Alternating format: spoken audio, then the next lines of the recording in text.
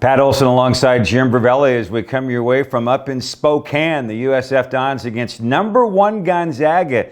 A bit later on this evening, we'll have the broadcast on the radio side on KNBR 1050. Jim, let's preview the game. Great opportunity for USF against the top team in the nation. Oh, this is what you want. You know, the opportunity presents itself tonight. You know, they've won 24 consecutive conference games, Gonzaga, and they're number one in the country. So what a great opportunity. This is really what you want to do. You know, this Gonzaga team, Jim, through 3 West Coast Conference games, they've averaged just 114 points a game offensively. Yeah. How can USF attempt to get the Bulldogs out of their comfort zone? Well, somehow, and it's the hardest thing to do up here in Spokane, is to control the tempo of the game, because they can put spurts on you that no other team does in the country.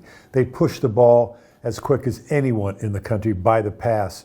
And of course, they have a scoring machine in there with Drew Timme. He was 14 for 18 against Santa Clara in that conference game. So with great footwork, as good a footwork as any big man in the conference. So they've got the test tonight, really. But again, it's something you want. It brings the best out of you. How can we come in here as a team and do those things? And you can't make any mistakes, because Gonzaga will make you pay. You know, we'd be remiss, Jim, for our viewers if we didn't try and convey what that environment is like inside the McCarthy Athletic Center. It's really something special. It's one of the louder basketball arenas in the country. Would you agree? Oh, yeah, it sure is. And students, of course, stay out overnight because it's a lottery thing. It's the first to get in. Now, I can't imagine staying overnight in this kind of weather, right? Yeah. You're 32 degrees. But anyway, the students are there. They're packed. They stand up the whole game. It's sold out every single game, but they built a real tradition up here over the 25 years or so that Mark Few has been the head coach. You know, as you look at those net rankings, Gonzaga number 1, but you got St. Mary's, USF, BYU all in the top 40. And in some ways, you might give a little credit to what Mark Few and Gonzaga has done, because the way they have played has elevated the rest of the league. And this year, the WCC is as strong as it's been in a long time, with 5 top 100 teams if you throw Santa Clara in the mix. Yeah, and it's a credit to our conference. You know, they've adjusted pre-conference schedule a little bit, all of our teams, and they've bumped it up a little bit. So the teams that are really doing well have really increased their schedule competition-wise, as Gonzaga did early on to build what they've got. So now that brings the whole conference in, and now we're ranked nationally above a lot of good conferences, and that helps everyone. So it's head-to-head now, you know, from top to midway in our conference. So you've got to be prepared every single game that you play. Jim, the USF Dons, 15-3 overall, 2-1 in the West Coast Conference.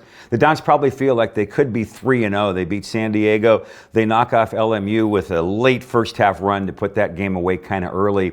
And then at home against BYU, they had opportunities. They were up 10 about midway through the second half. Still had a small lead with under a couple of minutes to go. Just couldn't make shots late in the ball game. So at some point down the line, USF is probably going to need to beat a St. Mary's, maybe win in Provo, to cement, you know, where they stand as we head towards March, right? Yeah, you know, and that's why every game is so important. The BYU game, you know, USF up 10 about midway through the second half, and sometimes it's the hardest thing to do is not protect the lead, but to finish the game. Mm-hmm. And especially when you got a 3-point line and shot clock, you know, you don't blow leads, that team can come back quicker with that 3-point shot. And of course, they're going to get more possessions.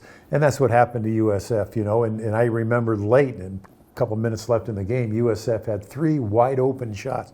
Those are shots that USF never misses. Mm-hmm. They happen to miss all 3.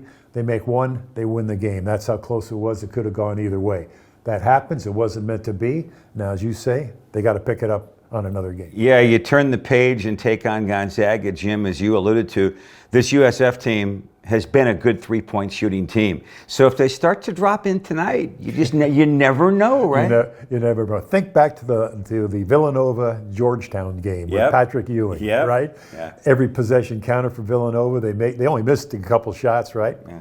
Things can repeat itself. You just never know. That's why you play the game. Exactly right. Well, Dons and Bulldogs tonight, USF against number 1 Gonzaga. It's an 8 p.m. tip-off. Jim and I will be along on the radio side on KNBR 1050, 7:45 for our pregame show. And then the Dons and Bulldogs get after it 8 o'clock tonight. Along with Jim Brovelli, I'm Pat Olson on USFDons.com.